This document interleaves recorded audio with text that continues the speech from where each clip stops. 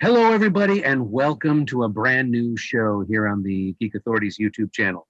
This is the very first episode of what I'm calling Making Entertainment. The concept of this is actually to talk to productions that are gearing up for something that's going to be released, produced, and eventually, hopefully, on stage. But thanks to this pandemic, there's been a lot of Zoom productions. So for my very first show, I got a chance to get a hold of Andy Shultz, who's got this brand new Zoom project that he's working on called the 72-hour production. Did I get that right, Andy? The full title is the first ever, worst ever 72-hour play festival.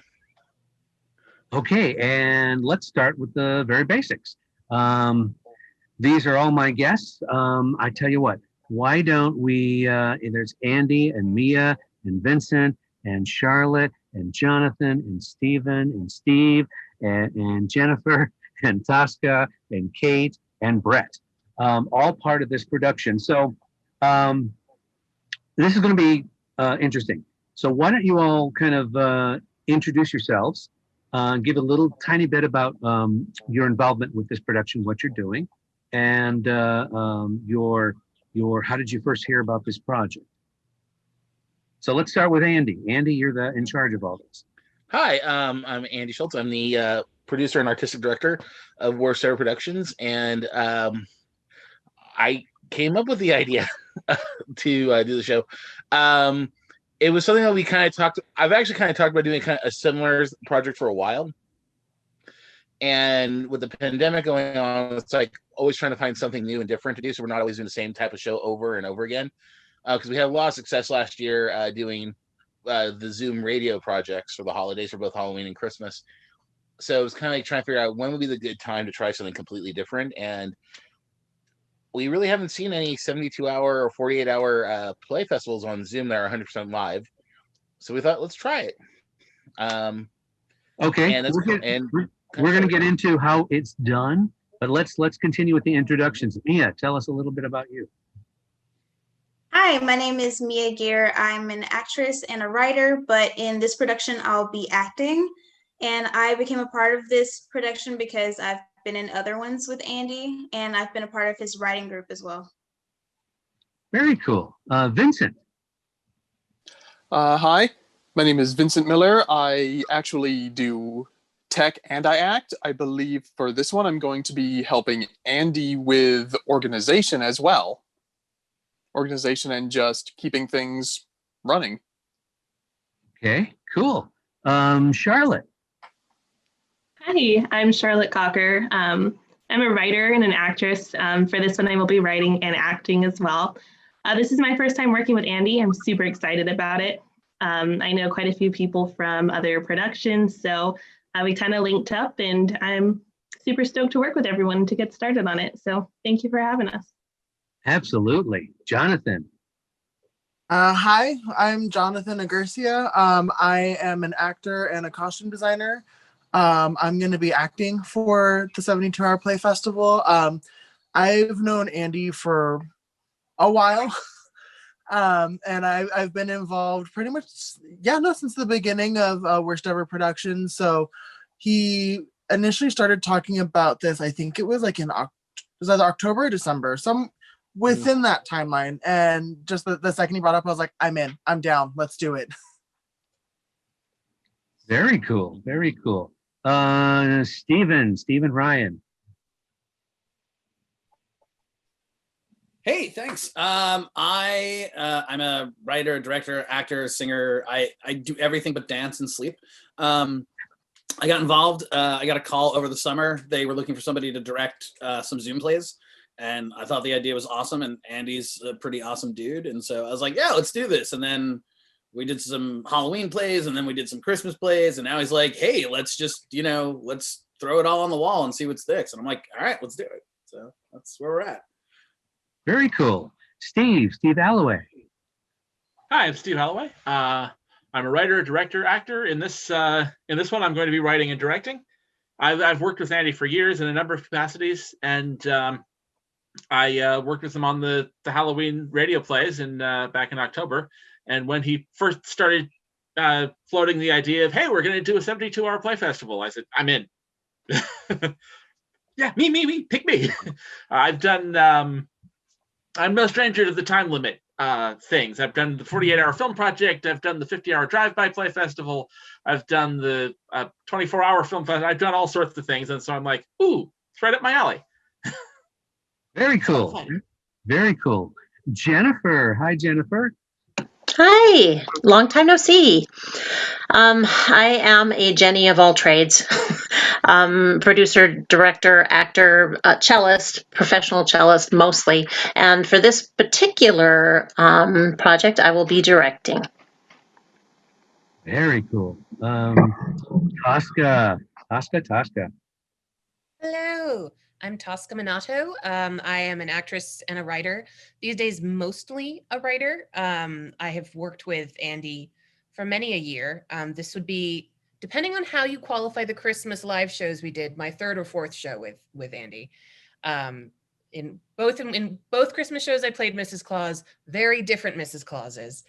And yeah, I was involved in the show last year, the Christmas show last year, where I wrote a shamelessly autobiographical piece of fan fiction about my marriage, because I'm married now.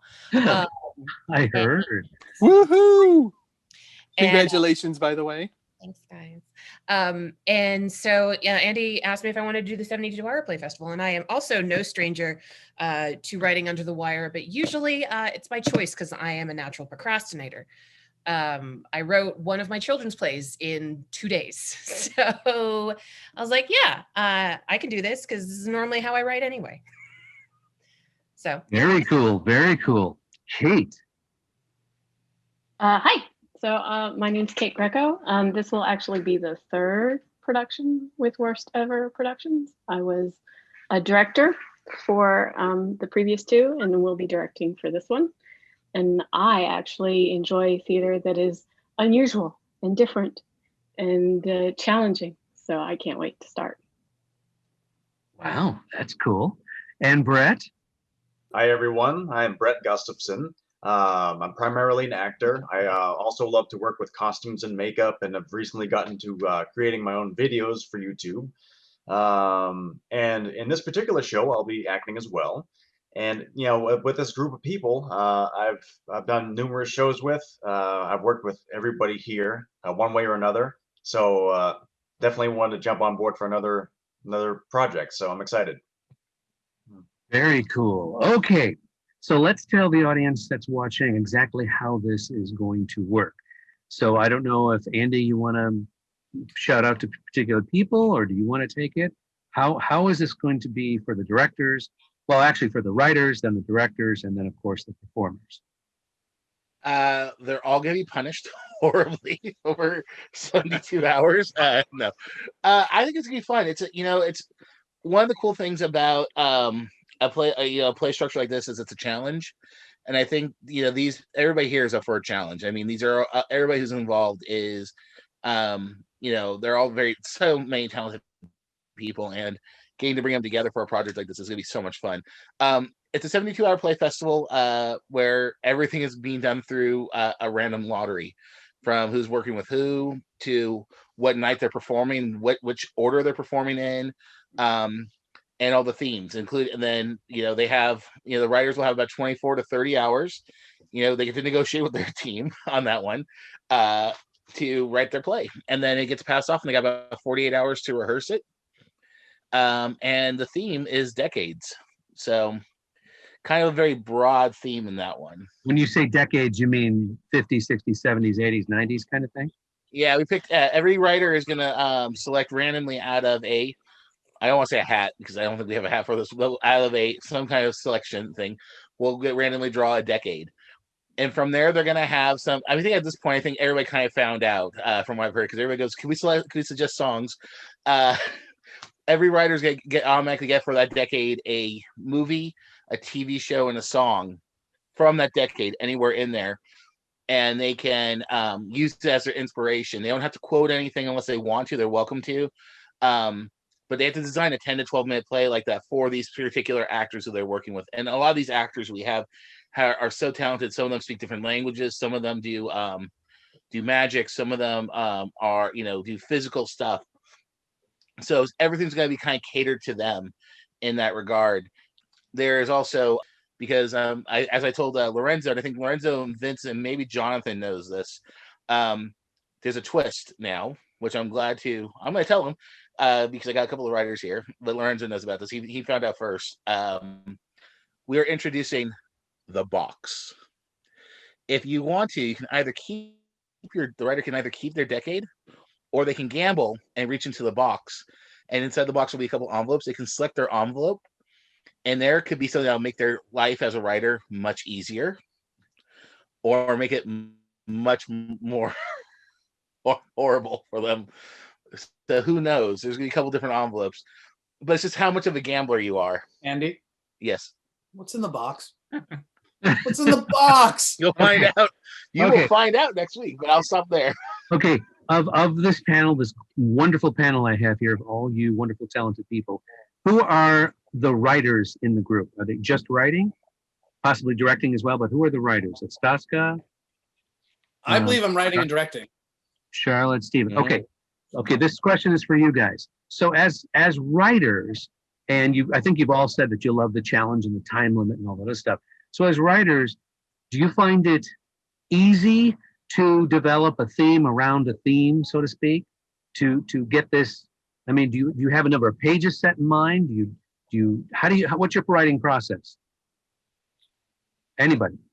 I think as a writer, one of my favorite things is to have limits, have things I can't go beyond, because then that keeps me very contained where I need to be. When I write on my own, it will take too long. I will go on forever. I will run into 18 different tangents. I will turn in a script that's 30% longer than it needs to be. So like being told, it needs to be 10 to 12 pages. It's going to be about this decade. You need to have this song incorporated. You need to use this TV show as an inspiration. You need this. I'm like, great. There's only so much I can do. And then especially if it's like, hey, also, Micah Cover is going to be there. So you have to incorporate magic and, Brett's going to be there. So, do something with makeup, great. Then I'm just putting the pieces together at that point. It's an IKEA thing I'm just following the pictures and I'm making it work. So to me, that's incredibly helpful, especially with, hey, you also only have 48 hours to write this or whatever. So for me, that's incredibly helpful. I don't know if that makes it easy, but it's How about I would piggyback off of that. I agree with the with the general when you've got too much going on, you're like, oh, I've got 50 pages to write and I'm just never gonna finish this. Because if you get that something that strikes a chord with, I were to get the decade of the 90s, the decade I grew up in, maybe but it can be incredibly easy or difficult depending on what you pick, how it speaks to you. Everything's going to have a different layer of personal to it. Okay. I agree with that, but for me, it's reversed. If I were to get the 90s, I grew up in the 90s too, but if I were to get the 90s, I'd be like, what do I do? If I were to get the 60s, I'd be like, ooh, okay, we got Woodstock, we got the Beatles, we got, I have all kinds of stuff, but that's just me. But as far as, what? We make a pact. If we get those, then we switch. Okay, sure. Okay. I'm down with that. If Andy's down with it. Andy, are you down anyway, with it? So listen, you guys don't know what's in the envelopes in the box. So I'll just leave it there. Forgot about that. How about Charlotte? What do you think? Writing side. I think that for me, it's often hard in your day-to-day life to kind of find the time and the inspiration to just sit down and write and to come up with ideas. So when you're told this is what you have to write about and this is your time frame, you make that time for it. So I find it a lot easier, and you often find yourselves writing about things that you never would have written about before. So it definitely takes you to new places. So I totally enjoy the process. Wow. Any more writers want to comment? Or is that all the writers? I guess so. All right. Who are the directors? Who have been cited as directors? Andy, depending. Okay. From the directing standpoint, tell us. You've got the script now, whether you wrote it or not. How do you develop your cast and the project, especially now in the Zoom world? Anyone jump on in? Well, I've directed a couple of projects on Zoom before, and it's difficult, but it's a brand new thing. We are the pioneers of a new medium here, which is awesome and daunting. But you get the script, and then you think about, well, what am I going to do with this? And you sort of figure it out in the moment, or at least I do. Okay. Jennifer, how about you?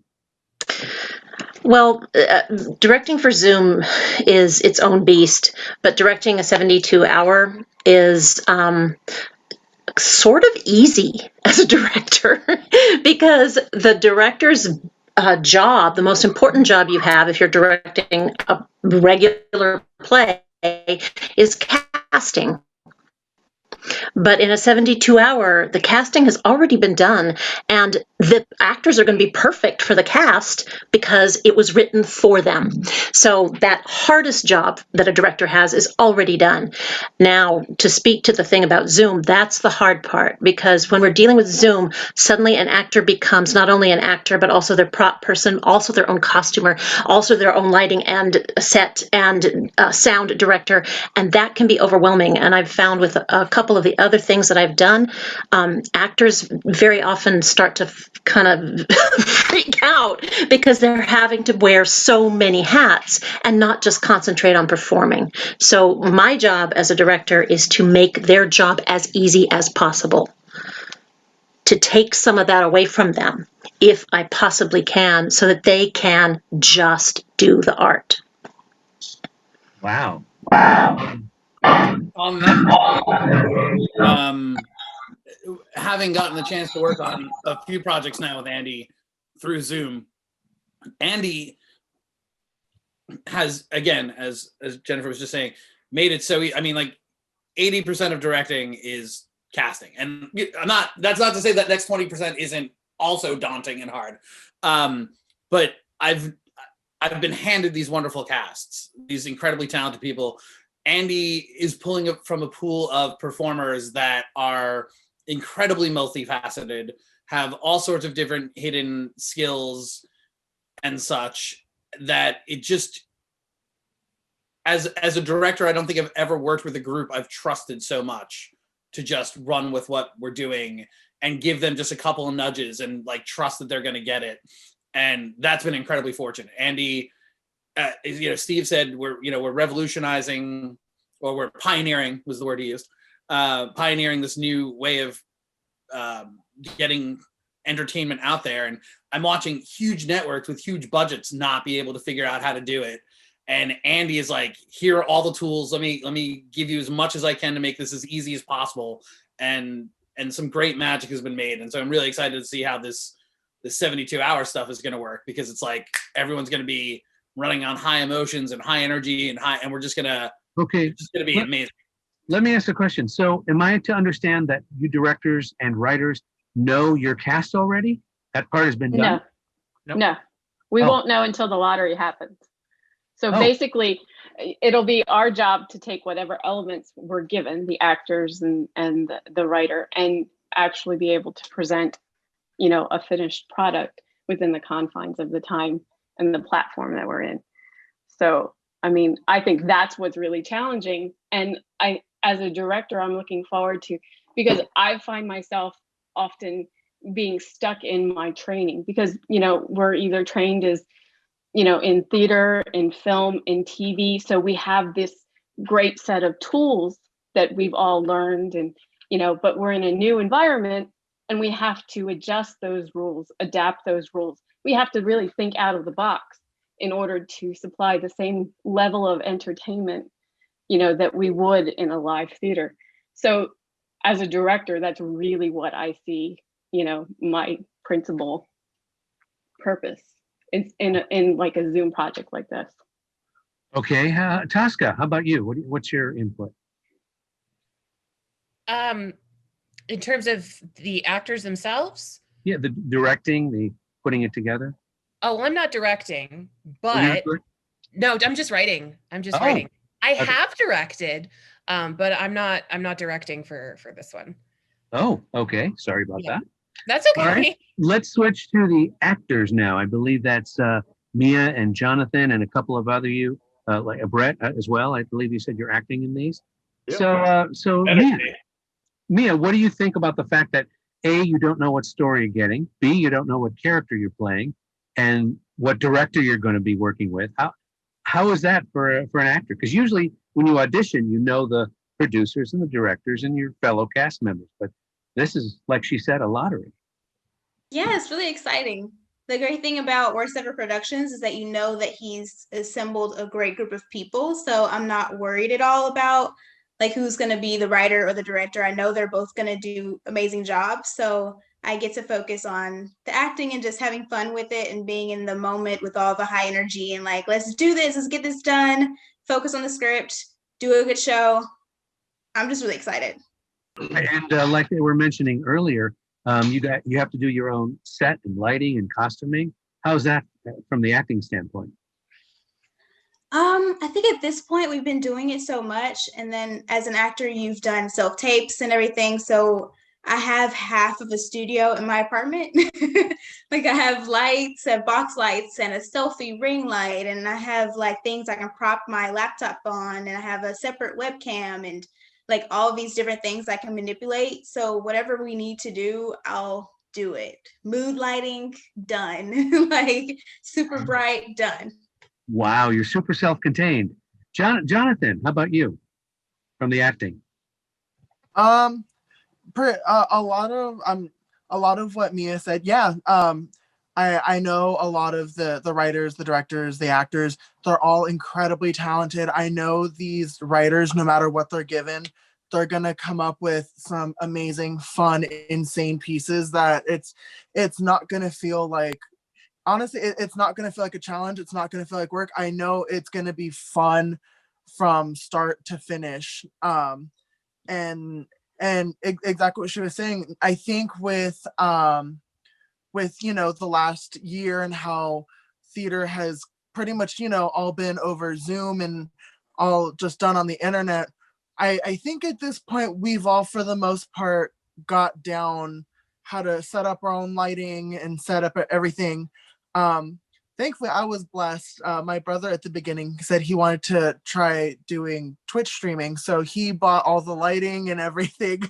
So pretty much whenever I need to film something, I'm just like, hey Nick, do you mind telling me how this works for lighting? And he'll just set it up for me, and I'm good. Very cool.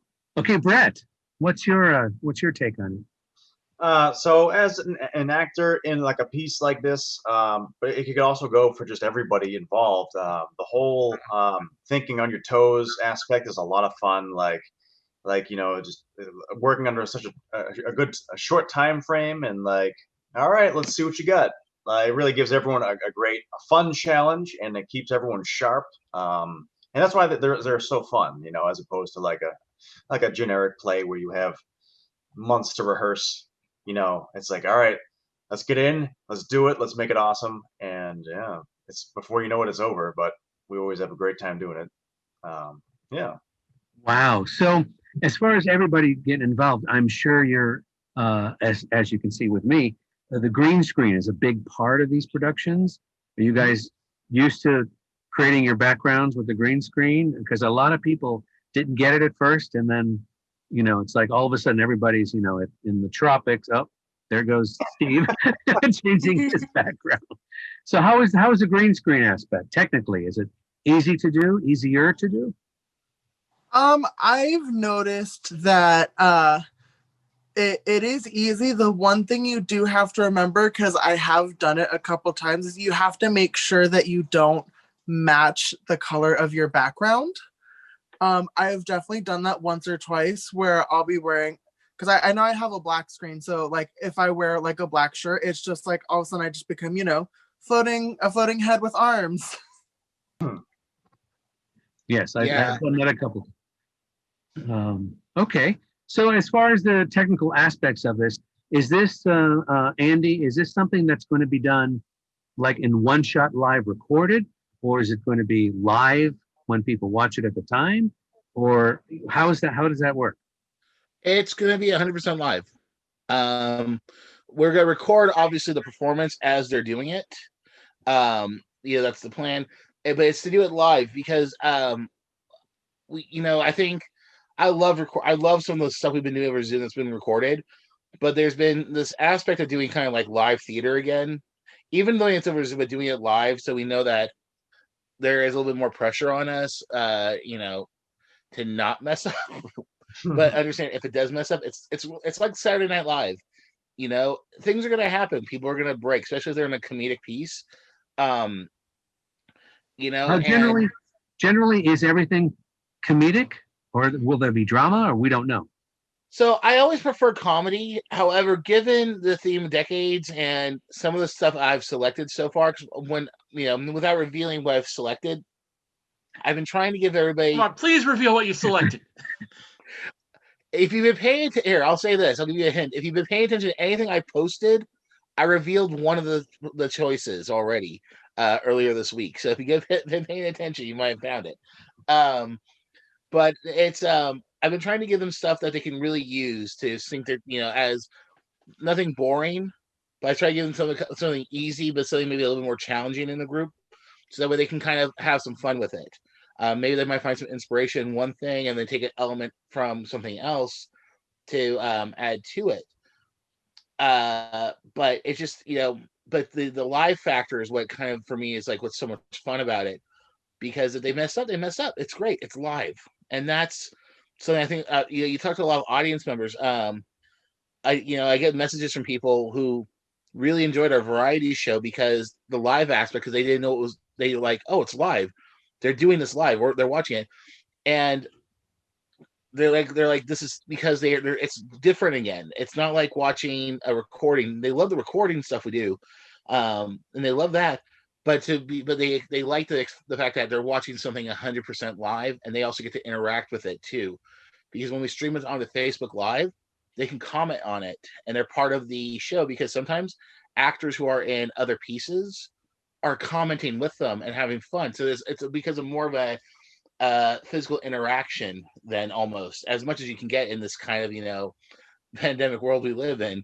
But it's a different experience. So for this particular one, it will be 100% live, and shenanigans are going to happen. But as for comedy and drama, I've decided to open it up to them, let them do what they want. They can write drama, they can write comedy, they can write horror, they can write science fiction. That's up to the writers, right?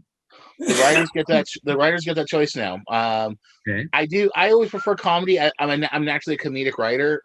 Though I do have my moments where I do like to write some dramas. Like we did Love and Cold Blood during Halloween that Steven directed as well, and if also his musical partner Sally Zito did such an amazing score for it. And she also did all the music for Horns Presents for Christmas. Okay. So we have all these different elements to it, which has been so cool. Okay, I got a question for the directors out there. So you got your script, you got your cast, so to speak. How are you going to rehearse? Is it basically Zoom rehearsing? Are you on the phone? I mean, how does that work? Anyway. Yeah, we rehearse on Zoom. We just all get together. So the director's in one box, basically telling people how to read the line or deliver the line kind of situation. Because I would imagine there's not a lot of blocking, right? I mean, I tend to turn myself off so that I can just watch them and they don't have to watch me. But there can be a lot of blocking. As a matter of fact, I acted in one of the Christmas shows that this woman, Corey Chappell, directed, and she had like great ideas for blocking and where she wanted her screens so that we're all going to turn this way so that like everybody's turning at the same time and looking at the same thing, or people are going to come in and out of frame. So I mean, as with anything, there's so many new creative ways it doesn't have to live in that frame the way we think it does. If you just look at how TV or movies work, like they're not, even though they're in the box, they're not always in that same spot in the box. And, you bring up green screens when they did the Christmas variety show, they were doing Married with Children. And so obviously they had like the Married with Children green screen behind them, but people were coming in or moving things, or they would like, I'm handing off to this person, and then it would cut to the next screen and the person be pulling in. So there can be blocking. There's obviously a lot of emotional stuff, but there's even, blocking doesn't mean I'm walking from stage left to stage right. Blocking means at this point I raise my hand, at this point I'm looking that way, now I'm coming in closer to the camera. All of that is still the physical blocking that happens. You're setting it for how is the audience looking. As a matter of fact, again, because it's going to be all live, I'm assuming, and maybe I'll find out I'm wrong, but as you said, it could be like everyone's just watching the 5 boxes. So then, as a now that I've discovered we can move the boxes around, maybe that's a thing I'll be doing. Like, okay, now these 3 are on top and these 2 are down here because they're off screen for a second or whatever. So blocking now takes on a whole new idea, and I love exploring this way of doing things. It's so. At first, I was like, oh, okay, we're just gonna be looking at our screens, and then nope, it's a whole thing, and it's wonderful and it's amazing, and I'm having a great time. Everybody I've worked with seems to be having a great time. It's a really fun way to keep creative in a time where everyone's putting a lot of pressure on themselves to be creative, and everyone's putting, oh, well, I've got all this time. Now I've got to write that novel I've been working on, or now I've got like, nope, great. Here's 3 days, do something different, let the juices flow. And then, maybe you're inspired after and you work on 3 other things. And it's just been a fantastic opportunity and a fantastic new sandbox to play in. Very cool. Very cool. So the writers out there, so are you available to make changes, or will changes be allowed? Say the director gets into the scene and this doesn't quite work. Are the writers going to be adjusting, or are scripts locked once they pass down? Andy, do you want to answer that for us? I am a big fan of laying the. While I do believe the writers should turn the scripts over to the directors and trust the directors to run with it. Myself as a director will sometimes find that something may not necessarily work. So I might come up with a suggestion. I'll contact the writer and usually have the writer involved. Say, hey, I have an idea. Would you be okay if we kind of did this? Or would you like to take a shot at, tweaking it in a different way?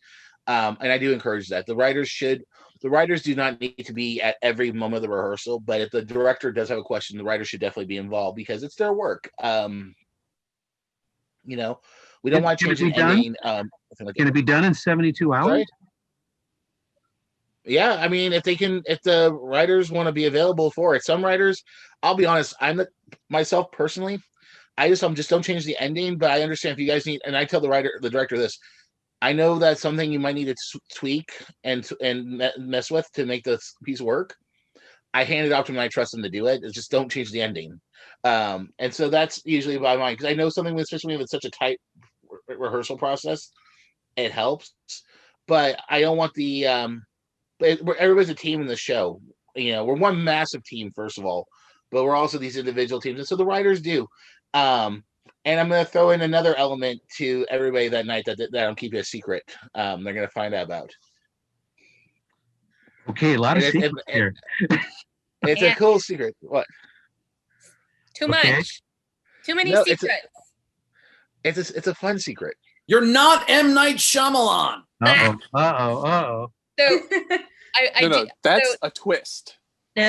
Schultz. Now that Andy has answered that, I will say, as a writer, I have learned to like put all my sacred cows through the slaughterhouse. That's a very terrible metaphor. What does that mean? Meaning, none of my work is precious or so precious that it cannot be changed. Nothing I have written is the Bible. You didn't write the Bible? Say what? You didn't write the Bible? I didn't write the Bible, Stephen. I'm so sorry. I didn't want this Zoom to be the place to tell you. But you're in hell. So, I figured. Well, that explains it, I guess. Wow. I would agree with Andy. Like, as long as you don't change the ending, I don't even mind if you change the ending. Don't change the theme. Don't change the intent of the piece. I think anybody who's directed my writing has made some changes to it, and usually they make it better because you need especially for a short time period like this, if you don't have somebody to bounce off of, you need a director to be like, hey, I looked at this and some of this is garbage. So I'm going to just, not that anybody's ever said that to me. But yeah, like I certainly wouldn't mind if somebody wanted to change something, as long as you're like, hey, I'm changing this. This is like, yeah, cool, great, sounds better, awesome. I can tell you from my perspective as a director, and I've actually worked with Casca a lot here in Worst Ever. It's helpful to have the writer available to us, just because it's another resource that we can lean on as far as, this is what I'm reading in the script. Is this what was intended? Is this, are these the parameters that I'm looking at? Or maybe I'm not thinking outside the box. Maybe they intended something completely different. And by having that conversation, something that could have been stale or just as it was turns into something completely hysterical or totally moving.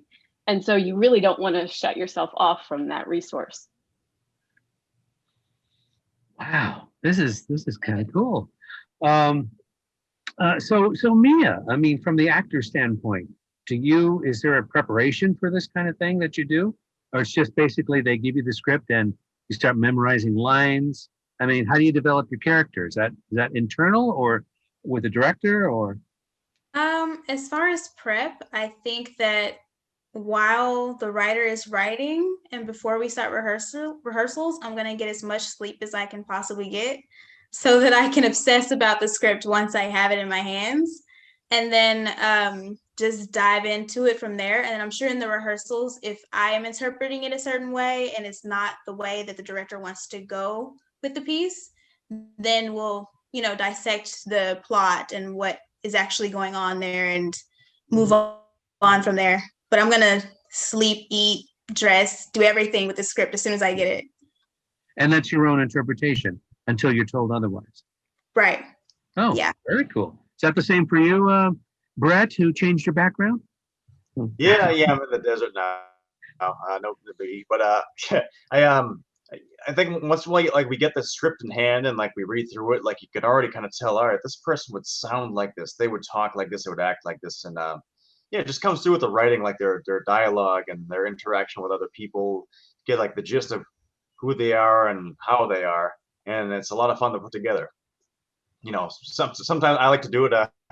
I do voices into the mirror when I'm brushing my teeth or any time I walk past a reflective surface, and read out some of the dialogue from the show, and it kind of feels like that, this and that, and so it's a fun process.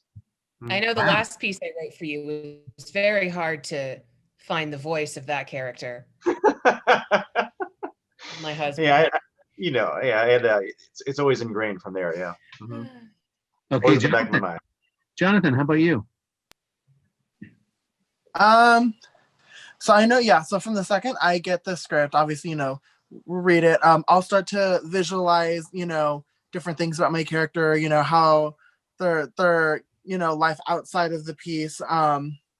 One thing that I actually did for another show more recently that it was an exercise that I actually love. I think I'm going to start implementing it into my process, is taking 3 minutes to do something that, that the character would do in their everyday life. When I tried doing that for the last show that I did, I thought it was very eye-opening. It made me see the character in a different perspective. And then also another interesting, it's kind of weird, but I don't know, it also helps me get into the mindset, is making a playlist of music that I think that character would listen to. Is that for the emotional drive of the character? A little bit, yeah. The emotional and personality. Okay, that's interesting. I think can I ask? I want to add a weird question to this, if I can, just piggyback on it. I think because Charlotte's in a really awkward position for this one, because she's both a writer and actor, and she has the potential to be writing for herself as well, which is part of the twist, which I'll reveal now. The writers can add themselves to their own plays if they wanted to, as a character. Wait, in addition to the current roster of actors? Yes, if you need to add a fourth character or just have something, the writer is allowed to add themselves into their own play. Do you know what you the question on that? You said directors can act. unless they are directing, unless they can figure. Here, if you can figure it out, I will. I can figure it out, but if you can figure it out, if they can figure it out, because here's the thing, from my own personal experience directing a Zoom play, because I directed Murder at Upton Manor for Halloween. I think what was it? Jonathan and Brett were both like an hour and a half, like for 4 times. I think we had like 4 rehearsals, so we rehearsed a grand total of 6 hours for that show, really, before we filmed it. And I'll be honest, I'm not writing or directing for the show because, one, I want to be able to support all the writers and directors through their process that they need, so that way they have somebody there in the corner, or just somebody want me to read scripts while they're working on them. Send me the scripts, I read them.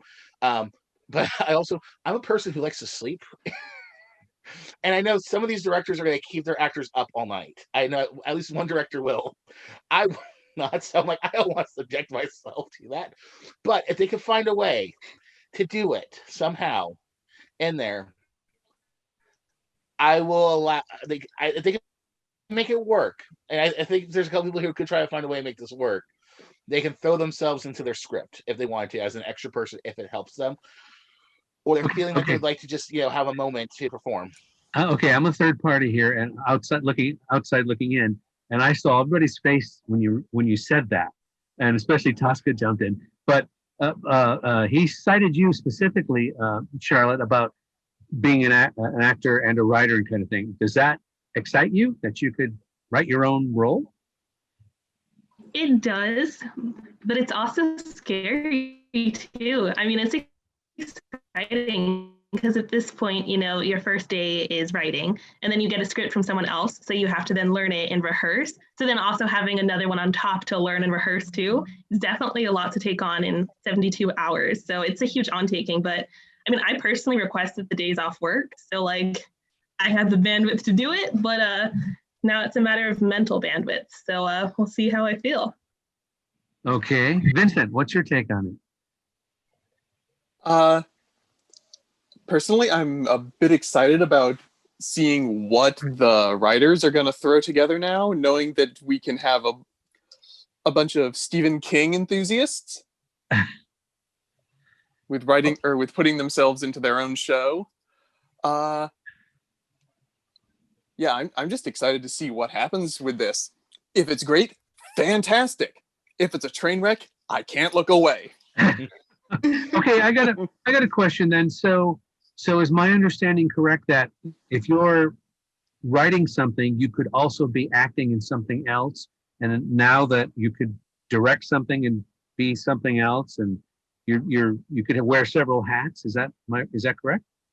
Kind of, yeah. Because what I initially did was I was very wary of letting people do more than one act and direct at the same time, just because some of the directors have not directed a 72-hour play before, and they could find themselves. First of all, they're losing the first 24 hours for writing, so that first 24 is being gone for the writer. But now you have 48 hours then to rehearse this play, and like I said, some of the directors want to some of them want to go rehearse over the night, which is fine. They can rehearse however long they want during their 48 hours. That's their 48 hours. I know some directors like that. Some directors like to rehearse in smaller. I'm like myself. I like to rehearse in smaller blocks of time, because one, I know some of the directors and actors also have work as well. Like, because even right now during the pandemic, some people are getting to work from home. Some people like myself, I still have to go into an office and work, and I have to work with the public. So that, I understand that. I want to be respectful, because everybody who can work right now, I don't want to deny anybody any opportunity they can to work, especially with everything going on. I don't want to deny that from them. That's because that's their livelihood.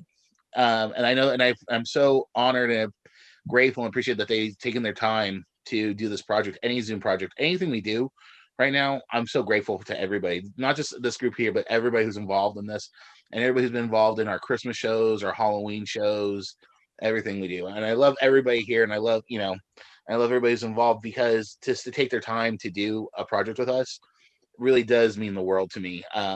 We're in a time, like, you even said, and everybody else here, it's a scary world right now. There's so much going on.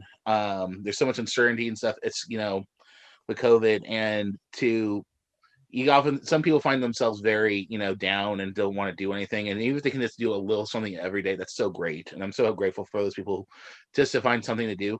But then to get to find a way to be creative. And this, Zoom has, as weird as it is, it's allowed us to be creative and to still have some fun. And that's what's so cool. And the other thing is this is, Stephen right now, he's in New York. We're talking with us.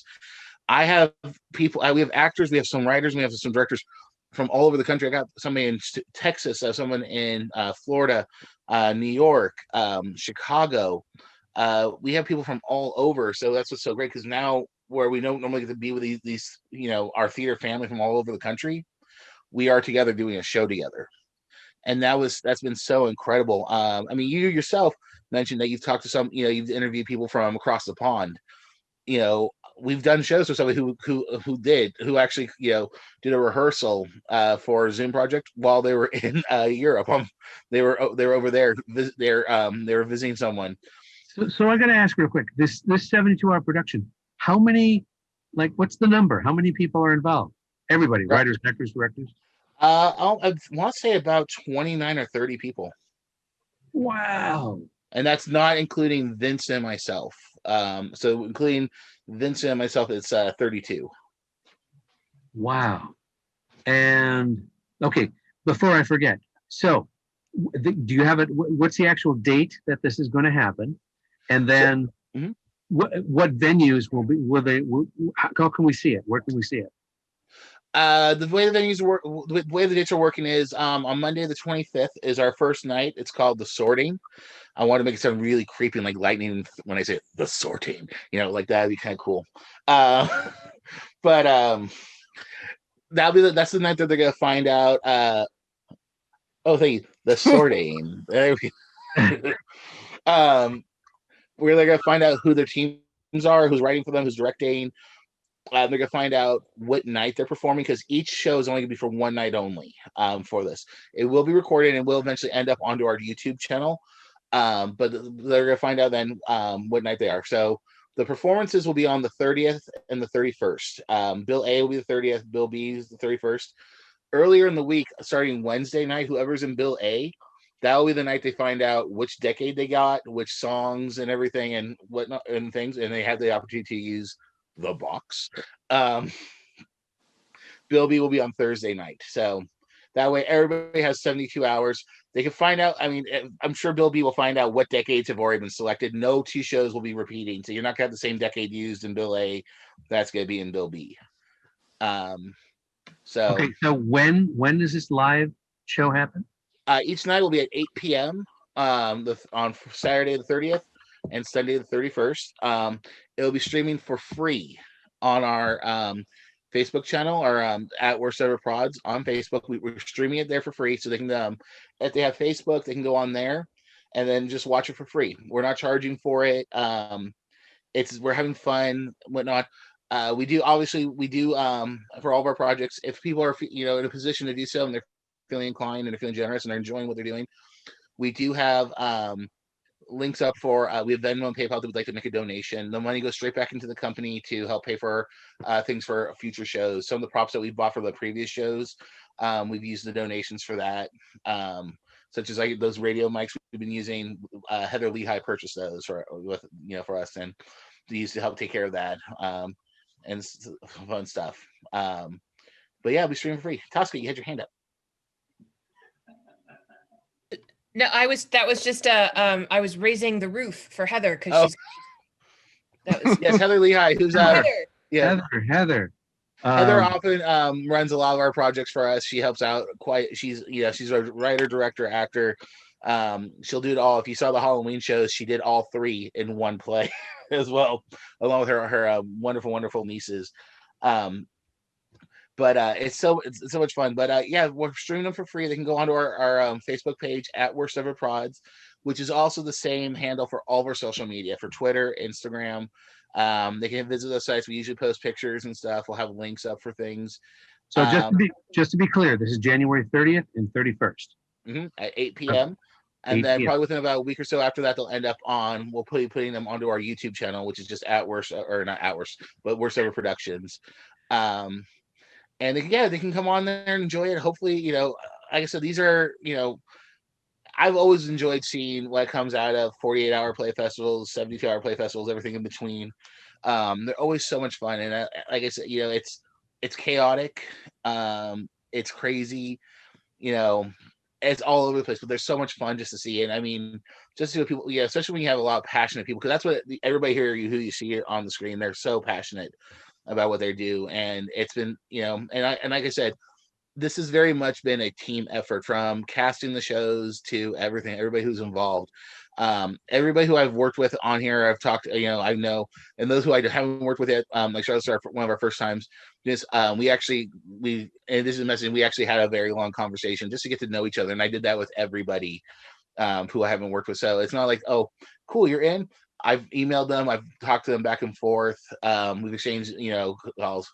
And Tosca, has also been one of the wonderful people to help cast the show as well. So, Can I say something? Absolutely. So I wanted to mention that because I think it's so cool that Andy has not only collected a group of people that are all really cool and talented and nice, because the secret is you can be as talented as you want. If you're not nice, nobody's going to work with you again. And these are all just really nice people, which is fantastic. But he also trusts us. And I get a text from Andy a week ago. It's like, hey, we're still in need of men for the 72-hour play festival, specifically men. It's not gender equal. And so I reached out to some actor friends of mine that I work with that had been looking for something to do, was like, would you be interested in this? And they had never met before. He knew nothing about their background. They have BFAs or MFAs in theater. They're ridiculously talented. And just by me being like, yeah, here's some info and their number. Andy was like, great. And we just brought in 2 brand new, awesome, talented people, because Andy not only trusts the group of people he has, but he trusts us to trust other people. And I think that's really cool and a really great way to run a company. Wow, sounds like a really great theater community. Is what I'm hearing. Everybody agree? I hope so. I hope. My biggest thing is this: I hope everybody, we're doing this for fun. We're doing this to be creative, have a good time, and that's my goal. Is I don't want anybody to do a project and be like, that wasn't fun, don't want to do it again. So we try our very best, and I do trust these people. Everybody on the screen, I trust. And like I said, everybody here helped out. Mia's helped cast shows. Steve, Steven has Steve Alloway. He helped bring guys, because, and Tosca kind of mentioned it. We were looking for more gentlemen for the show. I'm going to go ahead and say this right now. I think a lot of women are braver when it comes to 72-hour plays than men are, because you're going to see a show that is primarily female heavy. The show has more women. Actually, in fact, most of the guys you see on here is almost half of the men involved in the entire project overall. There's literally, we have, I believe, last time I checked, we have 8 men who are acting in the show. The other 12 are all women. And there's also more, and what I'm very proud of is we have more women directing this time than men. I love that so much. You always strive for having more, at least, if not some female directors, more female directors. And that's so rare. And you make an effort every time. And that's, from all of us women, genuinely appreciated. I think I appreciate that. Cool. Because I think, everybody, I think, like I said, we have most of our directing team is here right now. Steven, Steve, Jenny, and Kate. We also have we have a couple other, we have Susan Lee, who is directing, as well as Kelly Copeland. We have we have more writers. So we have such a wonderful group. It was just the ladies were the ones who really stood up first and said, we're in, right away. That was, to me, that is so wonderful, because I think they have women have such a one. I'll be honest. I think sometimes women are not represented enough, and not just as actors, but as writers and directors, and they have such an amazing voice and needs to be heard. And if I can give them an opportunity to do that, something that I want to do, and that's why I'm so excited. And I've told you about it, Lorenzo, and I think Tosca knows, and I know Mia knows. We're really excited. This year we will be doing an entire night called Ladies Night. The entire show will be written, directed, casted, and literally produced all by women. Wow. That was something I'm so excited about. So the Andy, entire thing. So Andy, are you running for Congress? What's going on here? Nope. Just want to run a theater company and have fun. That's my. That's what we're here to do. That's kidding. Okay. Oh, go ahead. Someone. I said that was politics. Hey. Good. You've got my vote. Good politics. So before we, wrap this up, I want you guys to be honest with me. Doing a project like this, from the acting standpoint, directing, writing, be honest, what concerns you the most about what about what you're doing or your piece in it is makes you a little nervous and is the challenge that, gives you, gives you something to sink your teeth in to make right. Be honest. Anybody? For me, it's being rusty because I don't do as much theater writing. In the last year and a half, I haven't barely done anything except for this one play for Andy. So for me, it's like, am I still good at what I do? So that's nerves that it won't be perfect. Anyone else? Go ahead. Go ahead. Okay. After you, John. I know for me, probably one of the scariest things for me is being able to memorize and get off book in such a short amount of time. This is my first time ever doing something this fast paced. So I'm confident in myself that I can do it, but it's just, it's going to be a little scary at first. Okay. Brett? I was going to say with Zoom productions, you get the aspect of seeing yourself perform. So you want to try not to look at yourself because then you'll almost kind of start directing yourself like, oh, maybe I should angle myself a little bit more. And, it's something we don't, as stage actors, never think about until, everyone's here and we're all on screen. You mean that's because you're looking basically at a mirror while you're performing?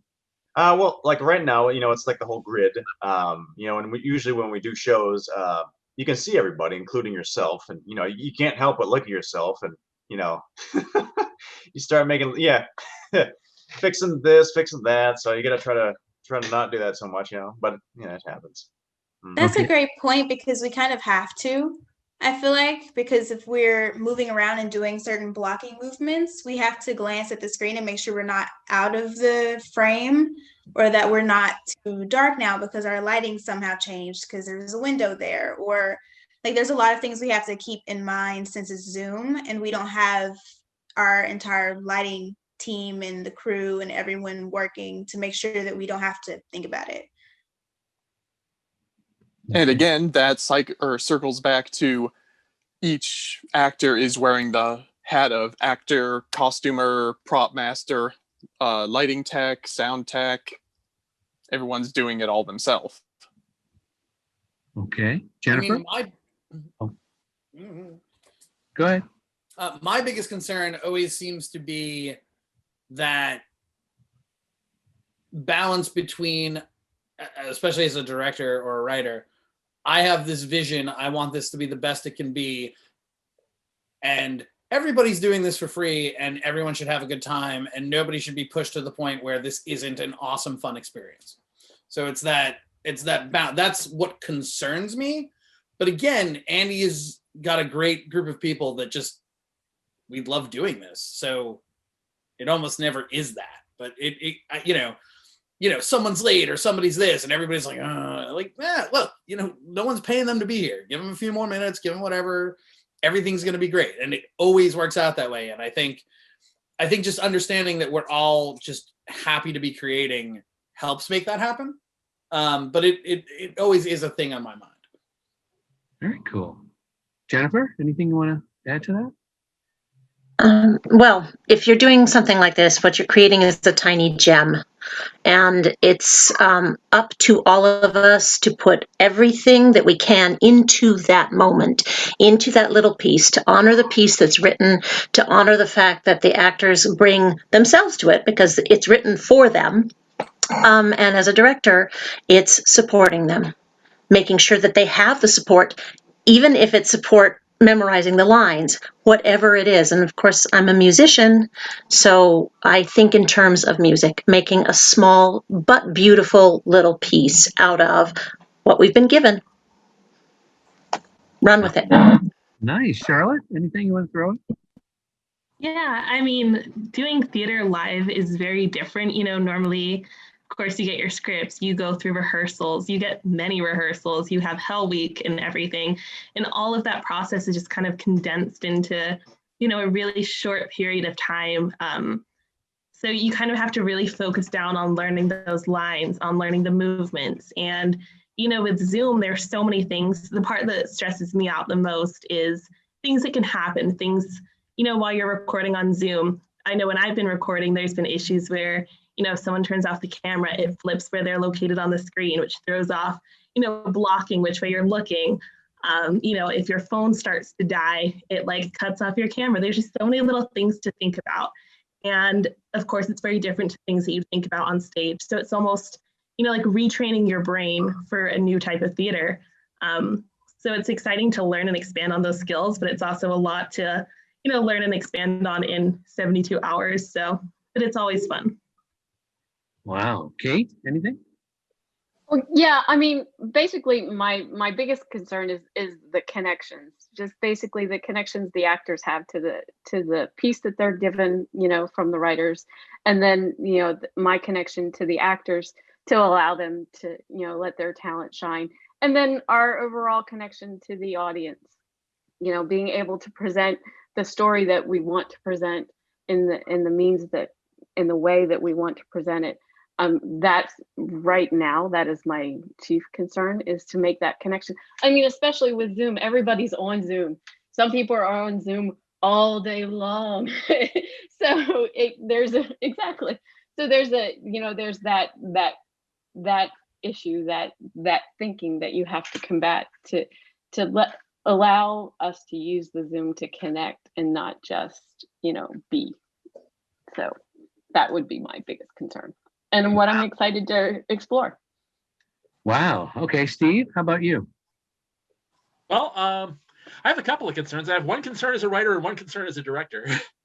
As a director, my main thing is just Zoom isn't designed for performances. It's designed for meetings. And, you can do some amazing things for it, but there's the glitches, sometimes, will somebody's sound cut out? Will somebody's internet cut out?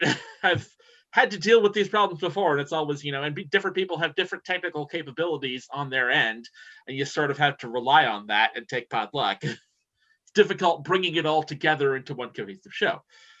It's fun, and it can definitely be done, and I'm looking forward to doing it, but it's an adventure. It's very technically intimidating as far as everything that can go wrong, and any one of those things can throw a wrench into the whole thing. Very logistically, it's very stressful. It can be. Yeah. Okay. Especially with the weather and the wind the past few days, and people all around my area have been losing power. So Okay, so that's a question that, since a couple of you brought it up, Andy, what about that situation? You're doing it live as opposed to recording it live and showing it later. What if one of those technical issues occur? I mean, is there a backup plan? I mean, have you thought about that, or did I say something I shouldn't? No, of course. We actually, it's funny you say that. During our live variety show we did in December, we actually had that happen. We had SoCal Edison decide, trying to, fix things, and from all the wind and rain damage we've had, shut off the power during our show.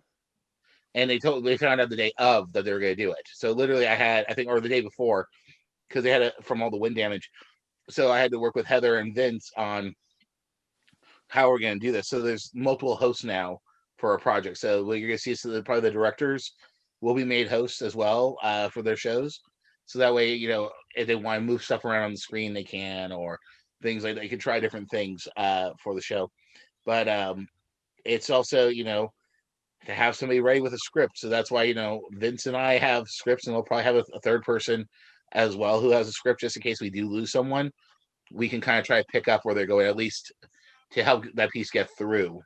And then obviously there's some kind of major problem, we will address it, and we will, if we need to add on another piece on a different night, or add on to Bill B, for example, we'll add on another piece to Bill B just to give them another opportunity to perform that piece. Or we'll do another night of it. We'll add with Zoom, it's the nice thing is there's no ownership of Zoom other than Zoom Corporation. So if you want to add a show on an extra night or schedule it, you can schedule it. So we will obviously, if there's any kind of major problem when the show cannot perform because somebody's lost power or their Wi-Fi is down, it does happen. And I know obviously next week there's rain every single night next week. So, but luckily we're all at home safe doing this, but things could happen. So we are looking to making sure that we have basically understudies if need be, who can jump in and read a script in case there's a problem during one of the nights. So. Wow, very cool. Well, everyone, this has been an exciting first show for me. As I mentioned, this is the very first one of this series of making entertainment that I'm just launching, and I'm glad it was with Worst Ever Productions. Thanks to Andy, of course, for gathering you all up and reintroducing myself to some and introducing myself to others for the first time. It's always exciting. I tell you, honestly, I gotta say, I miss the live theater aspect. I miss the whole performing. Some of you've done, all kinds of dramas and comedies or children's shows, and I've seen some of your work or performances, or I've seen a lot of your guys' work, either because of your writing, your directing, or your acting. So this is always exciting when I get to talk to people about a project that's coming, which is exciting. I think people watching this will have a better understanding of what's involved in terms of putting on a Zoom project. And one day, hopefully, we'll all be out of these little boxes and, in the same room, which I've kind of forgotten what that was like. I don't know if any of you feel the same way. Is that true? Mm-hmm. Oh, yeah. Okay. But again, thank you everyone for doing this. I just wanted to, send out my love and appreciation for both the theater and the arts and stuff, and what you guys do, make it interesting for everybody. And I think my opinion is, I think more people need to see theater, and because we can't physically go to one, this is like a great introduction to people who, let's watch what this is about. Because we all have Netflix or Disney Plus or whatever.